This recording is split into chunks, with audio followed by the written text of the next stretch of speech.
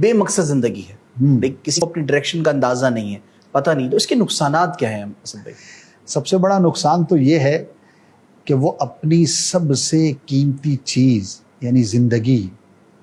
اس کو ویسٹ کر رہا ہے، کیونکہ موت نے تو آنا ہے، اور اس میں مسلم اور نان مسلم کا بھی کوئی ڈیفرنس نہیں، بلیور اور نان بلیور کا بھی کوئی فرق نہیں، ہر کوئی ایکسیپٹ کرتا ہے، اور ہر عقل سلیم رکھنے والا شخص جو ہے وہ کامیاب ہونا چاہتا ہے۔ اگر وہ بے مقصد زندگی گزارتا ہے تو وہ کسی اچھی جگہ پر پہنچ ہی نہیں پاتا۔ اس کی مثال،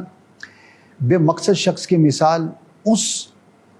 لکڑی کے ٹکڑے کی ہے کہ جو سمندر کے اندر ہے وداؤٹ اینی ڈائریکشن،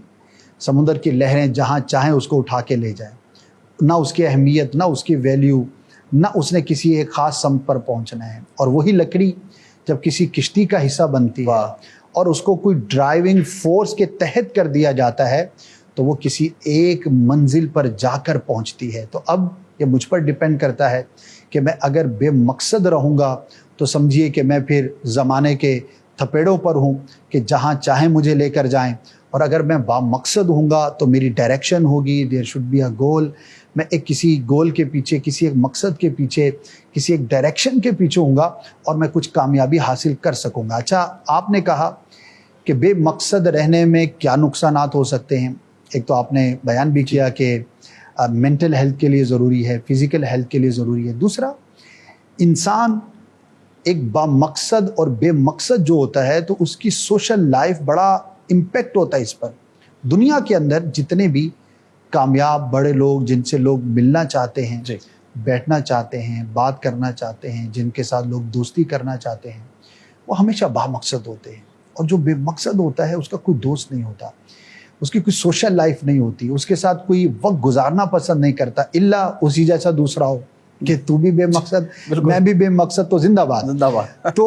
وہ تو ایک الگ، پھر تو وہ گفتگو میں ہی نہ رہے نا۔ لیکن کوئی بھی بے مقصد شخص جو ہے وہ کسی عقل مند کو پسند نہیں آ سکتا، اور اسی کی طرف جو ہے وہ اٹریکشن ہوتی ہے۔ اور انسان کی جو سب سے قیمتی چیز ہے